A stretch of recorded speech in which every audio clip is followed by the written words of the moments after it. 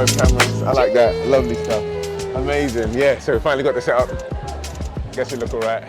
I'm buzzing to get stuck in. Let's get stuck. Let's get stuck. Good morning, good afternoon, good evening, my people. Welcome back. Come here, Janique. Come here, look. Come on.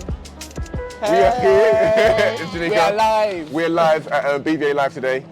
This is my intro, by the way. Sorry. So, hey, we are live at BVA Live today. Today, I have called upon my good friend Fabian just to kind of hold some space, really. I really want to just have a conversation where we just sit down and we introspect as we usually do, because normally we have like really deep conversations, and I thought it'd be cool to get one on camera and just for us to talk authentically. But there's two layers. One of it is natural in terms of like a natural narrative, the fact that we're taking up space in a place that doesn't necessarily allow us to take up space.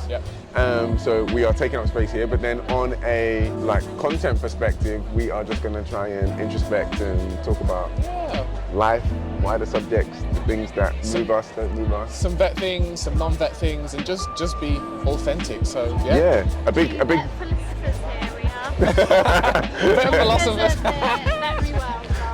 Janika's time is coming. She's coming. I'm gonna have a video where we sit down and we talk as well, because I gotta hold space for you too. I gotta hold space for you. I'll be in the background. Hey, mumble away, because this is what this is for. I just want to have that section on my YouTube where it's just us occupying space and creating space for each other. And when I messaged Fabian about this, I was like, I want it to be with passion and without persecution. So the whole point is having that safe space that we can talk, and it's passionate, but there's no persecution here, there's no judgment. We are just allowed to just be ourselves, you know? So don't bring me up. And you are a great person too. I'm gonna go get some lunch. Alright, see you later. Great conversation. Thank you so much. So without further ado, I think we should get into it. Let's get into it. I want to go straight into the... What do you like to do first? I want to go straight into the deep end, bro. Give you some background before I ask you this question. Yeah. Obviously, I've broken my leg. Yeah. There is a lot going on in the world at the moment now. Yeah. And so there is this overwhelming theme of almost helplessness. Yeah. 100%. And so I wanted to ask you about, like, when was the last time that you felt helpless? Wow. You really led with that one. Felt helpless.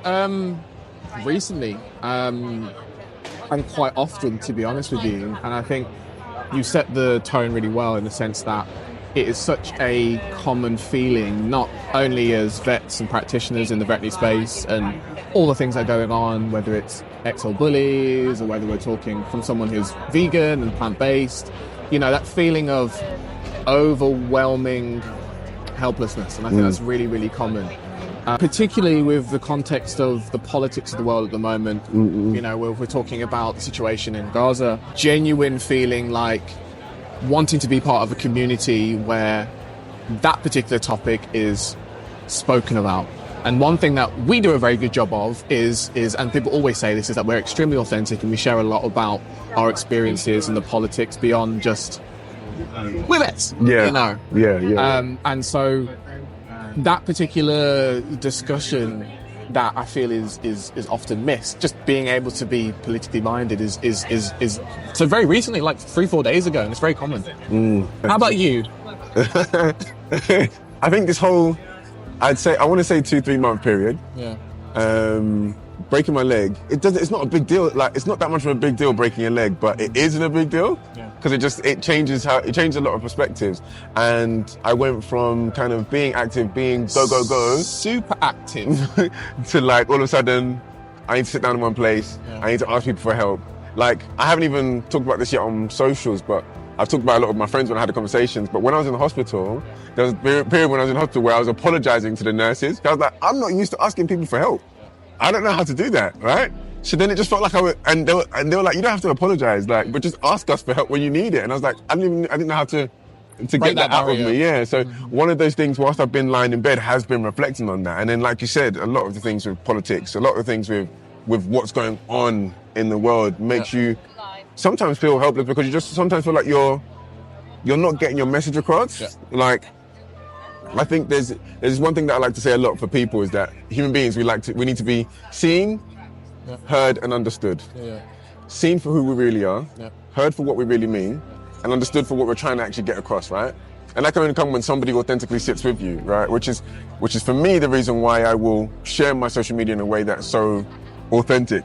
Say it's authentic, but it's just being me, right? Because I want you to understand what I mean. Like, I want to share what drives me, what I'm passionate about, and hope that you might feel the same way. And then you can and then we can associate as a tribe, but then we can associate as a community, right? And then you can understand where I'm coming from when I'm talking about something, why this affects me in this way, or why this hurts me, or why I should feel a certain way about it. And it happens on a small scale as friends.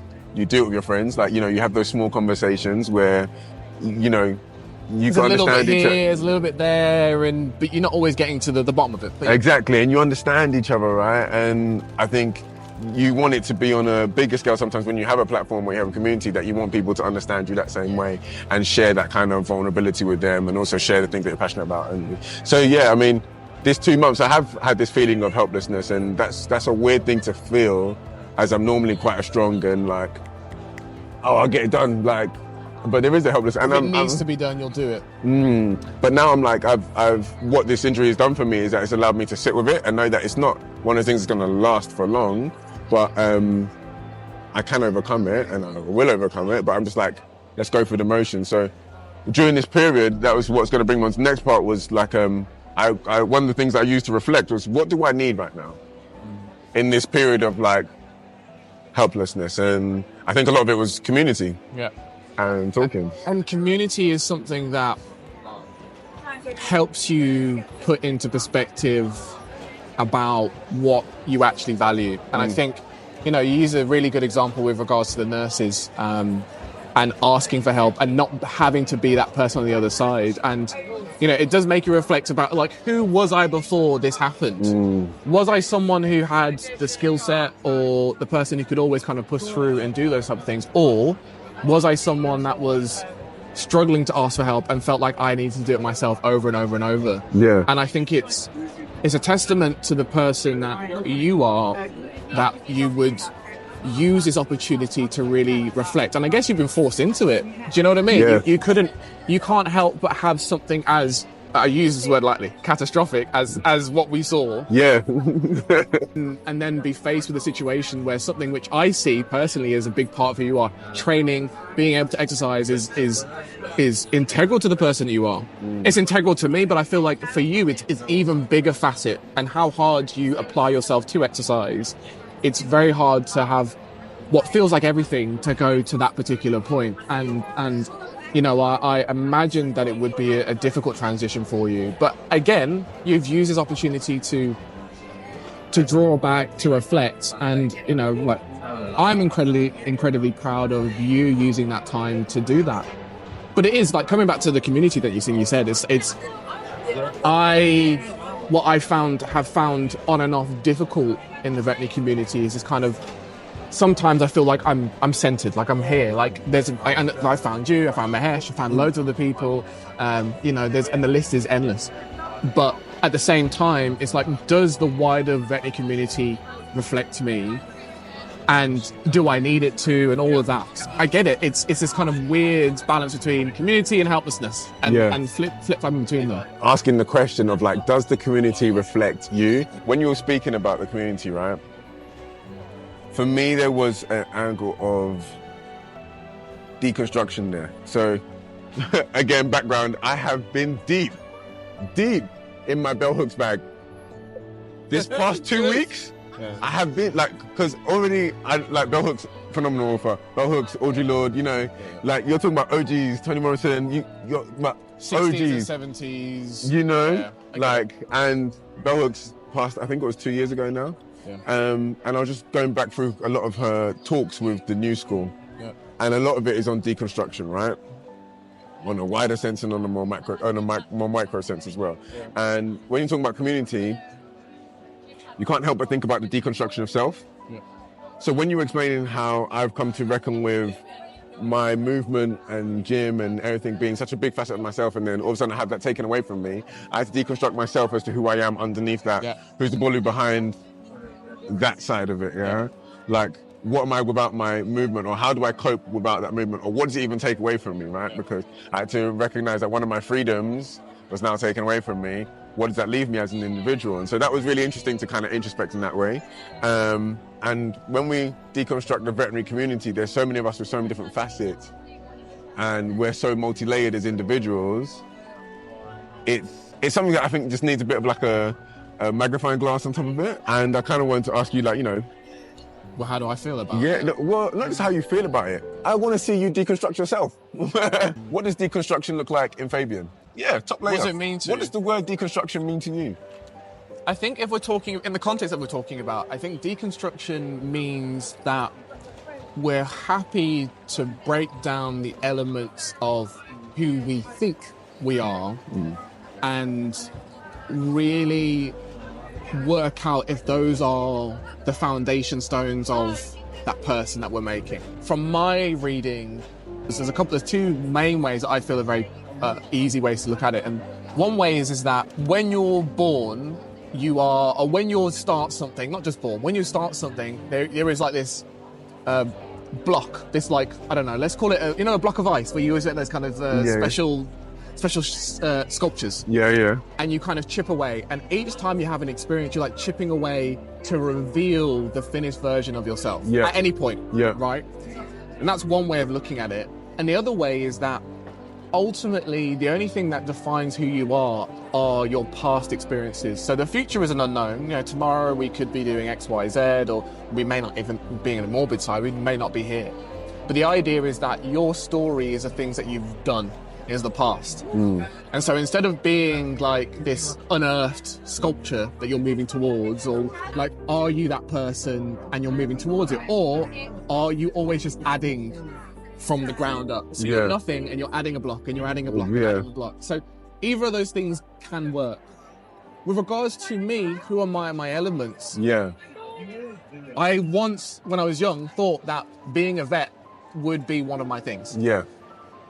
Now I realise that at root, caring for people and allowing the people the space, and we've spoken about this a lot, the space to be curious about the world around you is so important. And as long as I'm giving other people the opportunity to do the things that they're passionate about and interested about, that's all I'm asking for. And it makes it much, much easier for me to focus myself and apply myself and work out what's important. Ultimately, everyone needs to have a fair chance to live a full life. And that in that process, I make an effort to care for people, and that's really it. And what that has allowed me as an individual is the space to not just see myself as a vet, or see myself as an exercise enthusiast, or someone who likes to read books. It's just someone who likes to live life sharing and being curious about things and learning new things. And so that means if I wasn't doing veterinary medicine today or tomorrow, I'd still have a lot to give the world. That's how I see it. You see yourself, because from what I'm hearing, it sounds like you see yourself as a facilitator. You help people realize their potentiality through being an example yourself. So showing your multi-dimensions and your different natures allows you to help so many people. And it's the same way in which I do my thing of like, this is me, this is what I do, and I hope that you can also do the same thing there. So we don't have to be pigeonholed. Like, we just don't. And it's something that I say a lot, and you say a lot, is that we are people. And I think coming into veterinary medicine, especially as black men, as black men coming into veterinary medicine, I didn't know a single person I could use as a framework to look at entirely. Like, I would pick one thing from one thing and one thing from there, but we had no traditional role models in that sense. That space that I knew of that I could look to. Now, there are people in America, but in the UK, there was no one as a reference point I really could look to. And that's changed over the last 5 years, and I'm over the moon by that. But what we were doing was building a framework for the people that which we didn't have. Okay. Question. When you come into the veterinary community, what things did you have to unlearn? What I had to unlearn is that veterinary medicine was going to give me contentment, full stop. Okay. And what I learned when I went on the degree is that I'm not going to enjoy everything. And what I learned on the degree is that a lot of people in veterinary medicine are just people, and they're allowed to be people. And I wasn't necessarily going to find my community just because we all liked animals. What I had to unlearn was that ultimately, the uni experience and the veterinary experience is just a microcosm of society. And I thought, in a weird way, that having done sixth form and school, which is like a mini society as far as I'm concerned, that type of thing continues, and that my journey still was my own journey. And it was a huge amount of learning to realise that, you know, I thought effectively veterinary medicine, yeah, we all like animals to a certain extent, but our version of liking animals is different. Our experiences and our expectations of that process were going to be very different. And ultimately, I found the community that I wanted to look for and share in. I still had to do the work to go and find. And that has been the best, but also quite an earth-shattering thing, because, like I said, I found you, I found Mahesh, I found a bunch of other people who in veterinary medicine I didn't have at the start of that process. And I'm over the moon that I found what I would regard my town, my village, my community in veterinary medicine. But at the same time, it was like, I kind of thought I was going to walk into that. Do you know what I mean? Being authentically yourself, I think you start to realise how so many more people have things in common with you. Yeah. And like how you start to align yourself with people. Yeah. Like just now as an example, right? Somebody coming over to you to tell you how much they enjoy your content, they enjoy your stuff. Because they relate to you not just on a veterinary basis, but there's things that you're putting up. Well, I don't know, I'm speaking for her now, but there's things that you're putting up that will make her feel like, yeah, you'd like to think, will make you feel like that you're part of the tribe. But then that's another side of, I guess, the unlearning, where you think that you're part of the same tribe, but then you realise the morals aren't the same, or the values aren't necessarily the same. I feel like we have so much of a capacity to represent. Do you know what? We're just very good at sharing an honest depiction that people don't feel comfortable sharing, but also at the same time, we share beyond just the remit of what people think we should be doing. And so what I would say is that you share things for lots of people in the veterinary community, and I share things for lots in the veterinary community. But actually what we're looking for is that we're in a community where several or a lot of those different values are shared. Yeah. That is where the community thing does change, because I can talk to you about pretty much anything. Yeah. But I can't talk to everyone here about pretty much everything. Exactly. And I think that's the ultimate difference. And I think it's so important that we get the opportunity to share those little topics here, but actually, who are the people that I want to share? The truth about community is having somebody that shares multiple of your values. Right. You can't have the same conversation with everybody, and I think, so now this is where deconstruction gets even heavier, right? Because why is that the case? And so that's now talking to a wider audience, yeah? Why is it the case that you guys can see me as a vet, but you can't see me as a black man, or you may not be able to relate to my struggles as a black man, or you can't see my colleagues who are black women, or chronically ill, or, you know, disabled, whatever facet of oppression is affecting somebody. Why is it that some communities struggle more than others in order to understand it, right? Now, on a bell hook standpoint, Miss Hooks, citation. And I cannot say that I've been listening to bell hooks all week without mentioning white supremacist, imperialist, capitalist patriarchy, right? And it's this idea. Bell hooks is all about decentering the conversation from just the main people, the main perpetrators that we think they are, but that everybody is complicit, right? We're all complicit because in myself, I have inherent racist tendencies, and that's where the white supremacy comes in. There are European standards that I will conform to. There are standards that are self-hating that I will conform to, as well as me being a man and benefiting off the patriarchy, as well as me being a locum and benefiting off capitalism. You know what I'm saying? As well as, you're looking at the imperialist culture of veterinary medicine, so there's so many things that I will lend myself into, that I become complicit to, and I think that's something that in the vet community, we haven't done enough self-examination to deconstruct ourselves as to where we're all complicit and how we are partakers in something which doesking help many of us. And I think the thing is, we're going on to that topic.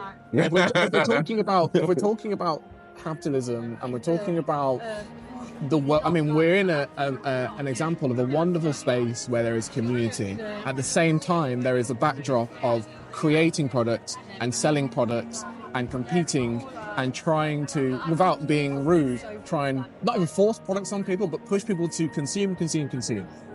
And I think, and one thing that I've known, if we draw it back to the idea of, you know, being black or being from a underprivileged community or struggling with that, is that how these communities actually, or how are they driven to actually care for the experiences that we have? And I think the problem is, and we've seen a lot of it, is that a lot of the types of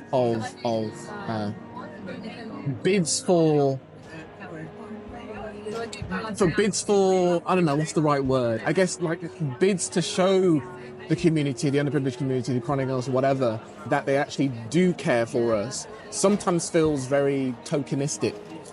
And I think that, and you're absolutely right, we are part of that because we benefit from those privileges. And if we're not making super efforts to even almost undermine or change the narrative on those things, then actually we are part of it.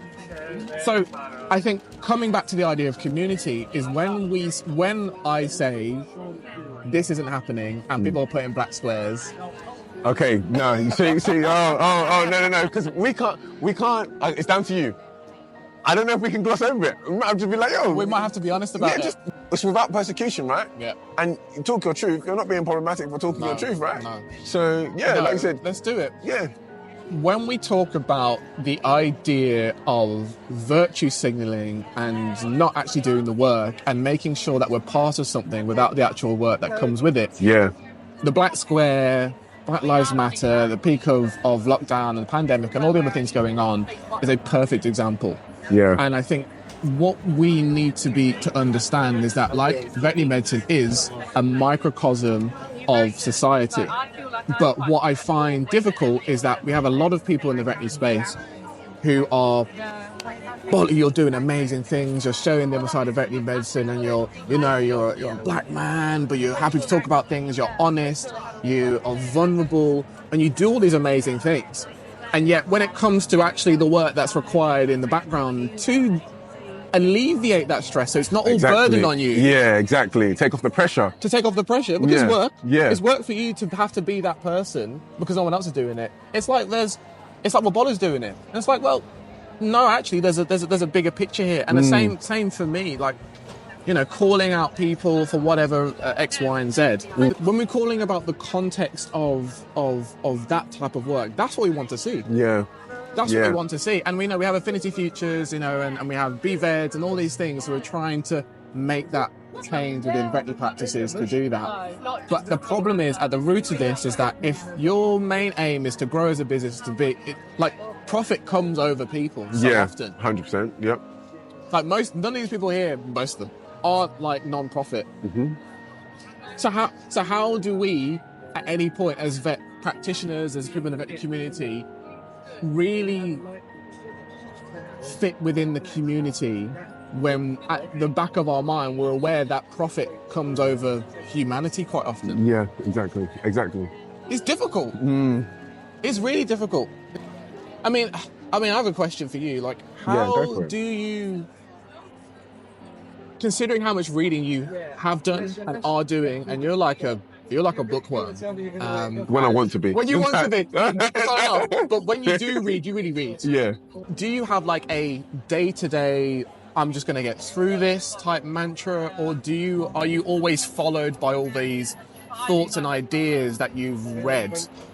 Like, how do you navigate a veterinary space? Yeah. And like, how do you do that knowing what you know? Take time. A man who knows everything is crazy. And the more I read, the more I start to understand that premise. Yeah. The more you know, hyper-awareness becomes crippling. Yeah. Like, it really becomes crippling. Because, especially when you introspectively look within yourself and you're like, how am I benefiting from certain things? How am I being ignorant about certain things?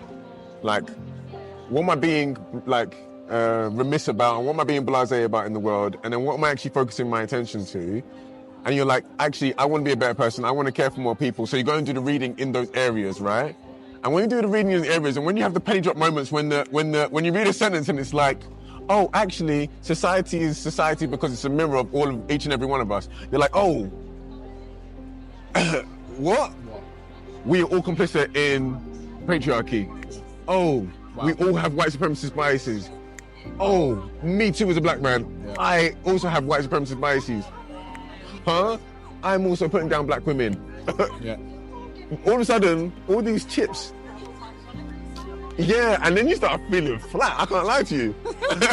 I can't lie to you. Sometimes when I read a book, I have to sit there, or sometimes in some books I have to pause whilst I'm reading, because as you're reading it, it comes in so heavy, quickly, and you're like, and even if we're talking about the state of the world right now, like, you know, you're talking about Congo. What's happening in Congo right now, right this moment, people are fighting for coltan, which is what causes cobalt, which is what's used in the cameras that we use, the iPhones that we use, the cars we drive, you know what I mean? And it's like, hold on, I'm part of this. And then that's what the overwhelmed bit was. And that takes us back to the helplessness that I was talking about at the beginning, right?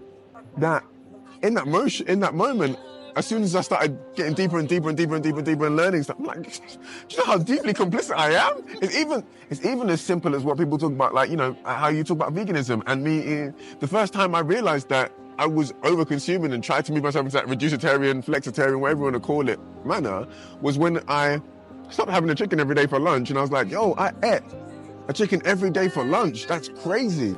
So how I deal with that, so first off, the first part is making myself aware first, so I know the stuff. Once I'm aware, it is easy to fall into the trend of being helpless and to almost feel despair and despondency. But then I had this conversation with my brother where I was saying that that's what a lot of the people who are in power want you to feel, because we're talking about a dominant culture where some people a select few people have the power and they control a lot of our decisions. And the problem arises where if the masses unite and understand each other and they all work together like a hive or a colony, they overtopple because numbers outweigh people all the time. So if democracy was true, we'd outweigh people, right? So coming back to it is that I don't want to, when you start to feel that despair, one, it means that you're aware, but two, it means that you need to keep going. So there is one aspect of, do I just drudge through it? I do. Some days it will be a drudging through it. Like, you know, some days I won't pick my head up, but I'll keep moving forward. It feels very dark, but I will acknowledge the darkness at that time. Like, you know, it's like, oh, I feel crap today because I'm so hyper aware of everything that's going on. But in order for me to do right by all those people that I am rooting for, supporting, or wanting to support or wanting to help, I have to keep going forward.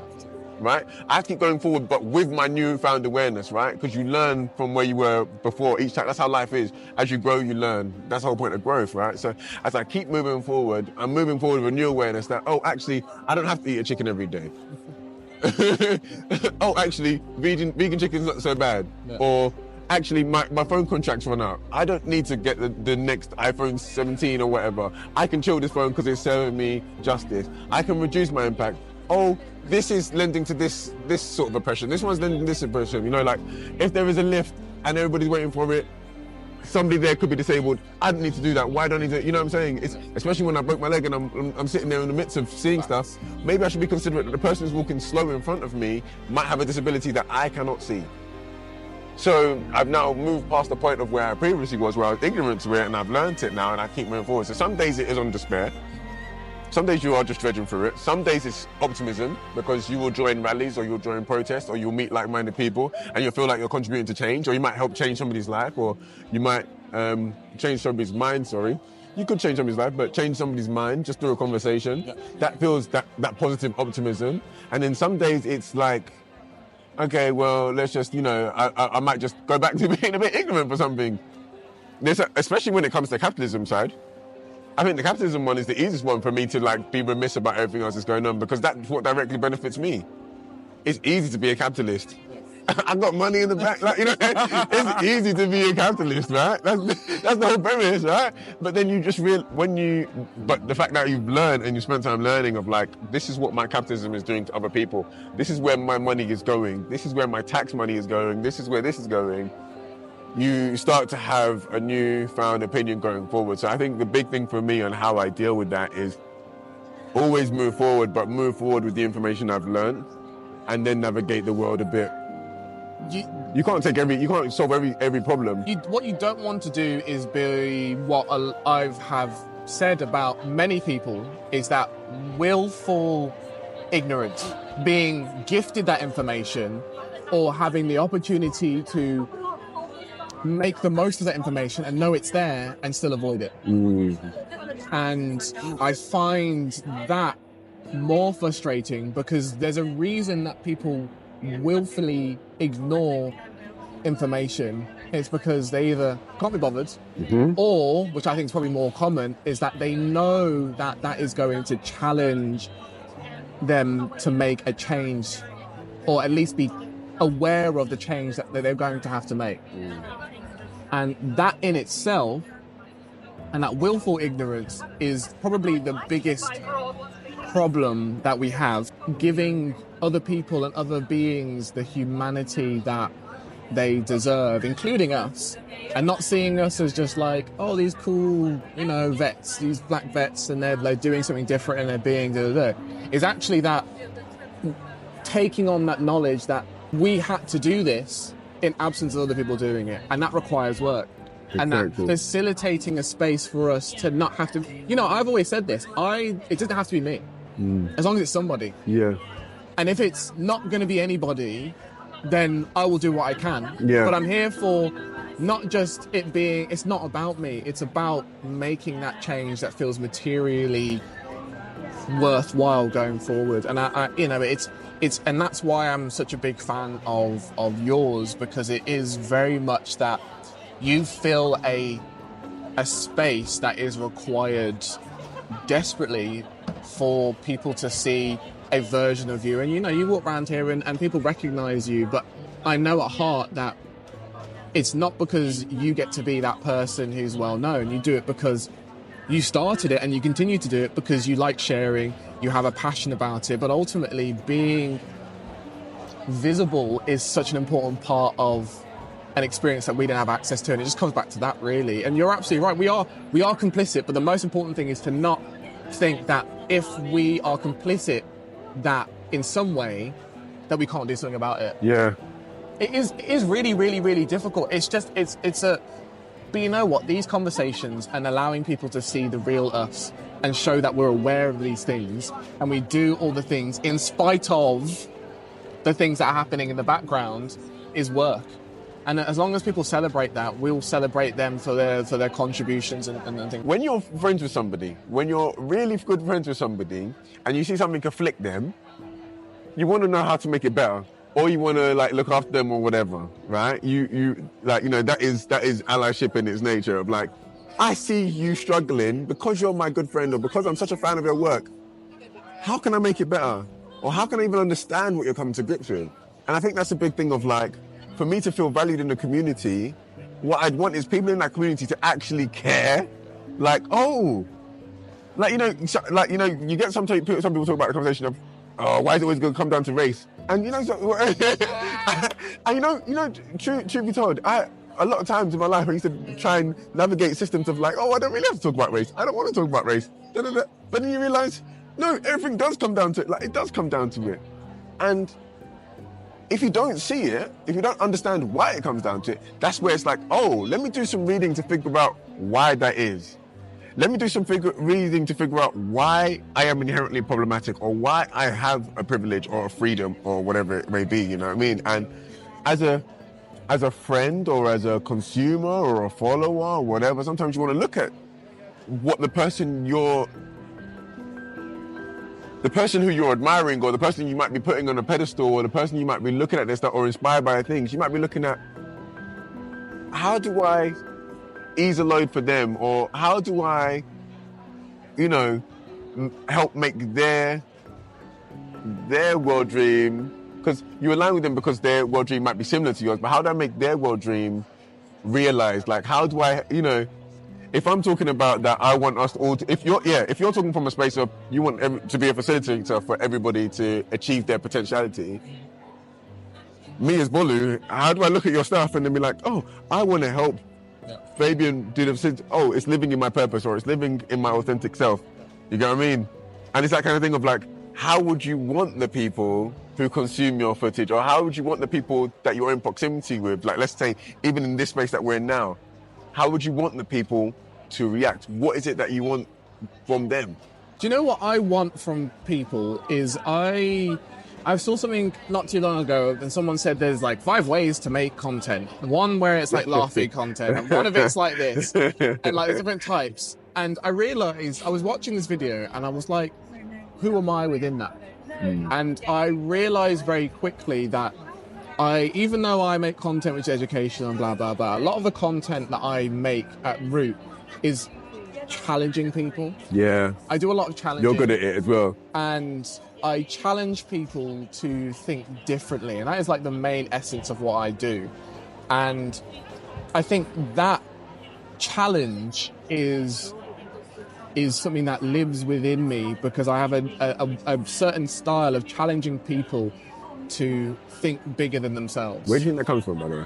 Where does it come from? Yeah. Why, like, because, for instance, I realized that for trauma or when it comes to heavy topics, I can't really combat it too well. I freeze. Some people are fight, some people flee. I freeze. In heavy scenarios, in my work I can handle that, and that's not a heavy scenario to me, but in certain things, in moments of conflict, I'm less likely to challenge. I'm more likely to freeze. And I've noticed it now. Yeah.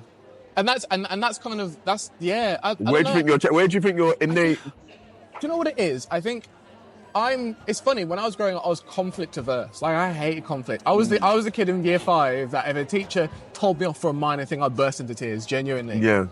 And it took a lot of work as a young kid to realize that not every type of conflict is the end of the world. And I think coming from a West Indian household, West Africa, West Indian, there's a lot of crossover. But it's important that you are not compliant, but that you are willing to be led by authority without it necessarily being the end of the world. And so I think for me that as someone who was always keen to like impress and was a bit of a golden boy in primary school at least, whenever someone created conflict, I found it very difficult. Ironically now, I still don't like conflict, but I am happy to have conflict within a space which is not heated. So in an emotionally calm debate, intense but calm, I can deal with like it's nothing. You like constructive conflict? I like constructive conflict. That's the heavenly side of it, right? Because the reality is that not everybody... A constructive conflict, I feel like you can count the amount of times it happens on your finger, right? Because more time when you call people out... Baby's in there, like, you're ready to go to war. I think it comes from a sense that I know in that particular arena, I can hold myself together enough, and I feel like there is a duty to do it. And so I've kind of gone through many, many times of practice of saying, this is my duty to the people that I care for. Yeah. And so I'm challenging, and it's a word that you use a lot, the zeitgeist. I'm challenging the mainstream. I'm challenging the accepted ethos regularly because I feel at root it is unable to protect us all. And if it's unable to protect us all, we're not giving people enough space to be curious and have the space to realize their own potential. I see that as my responsibility. And what I got from that there as well is you've taken that responsibility because it's within your capability to do so, right? And it's that kind of thing of, this is going to Bible because I was raised Christian, but you know, like we're talking about tithes, when people give 10% of their money, their income monthly, right? And somebody challenged Jesus, one disciple challenged Jesus that what about a rich woman and a poor woman going to church, you know? Like the poor woman can't give as much as a rich woman, but it's within her capability of what she's giving. It's about the act, right? And you've also come to a point where it's like, you are able to withstand that pressure. It's almost like you're standing in front of people like, oh, I can take it for you, man, because you, man, might not be able to take it. So because it's within my capability, so also what I'm hearing, that you have your limits as well, which is great to me, because I look at you like, oh, Fabian's out here fighting. I'm like, go on, Fabian, I'm rooting for you. But you two within yourself have your limits of like, I can only take this many slashes to the chest, you know what I mean? And then I'm gonna step back. Which changed something in my mind, because in my mind I just think, well, I don't always think, but you think that you're just gonna blaze through. But you also have your limits, which is what makes sense, because you're human, you're gonna have your limits, right? And then some people don't. And I think what's so remarkable about that is that you recognize your limit, you recognize that your limit is higher than others, and so you took that responsibility of like, this is my onus. And it's the same thing of when we talk about anything.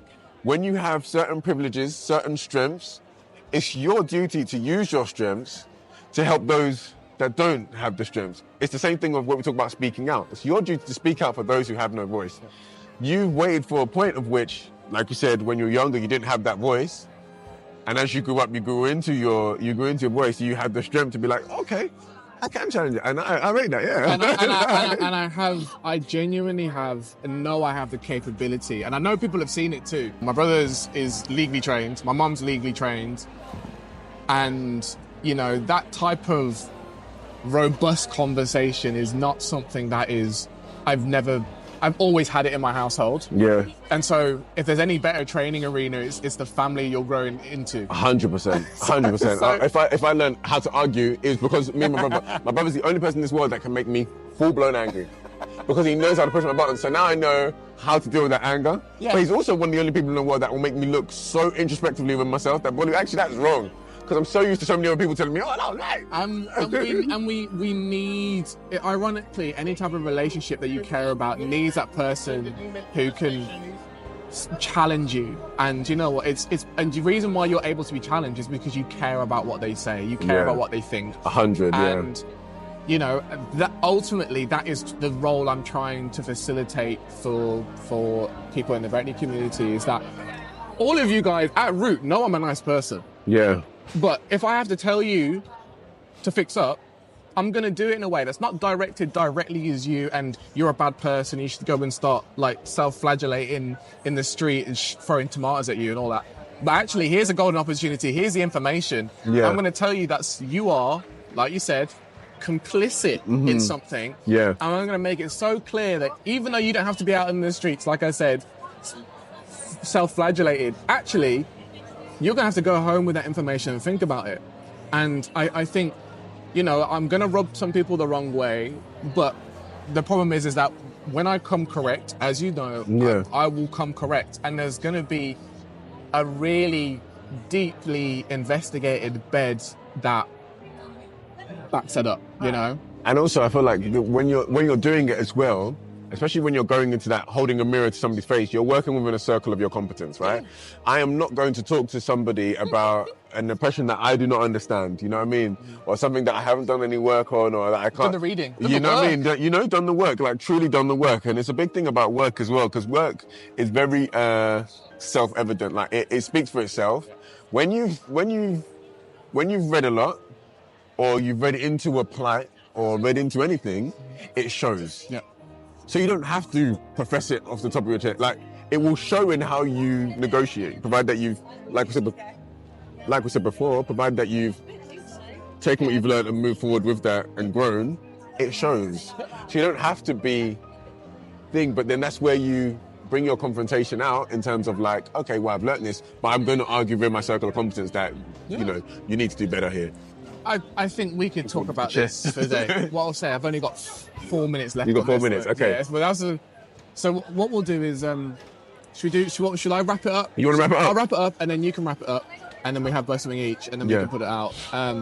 This is a light work conversation, I'm telling you right now. We're trying our hardest to hold back. I think, to be honest, we need to do like a full feature length where we just sit down and we talk.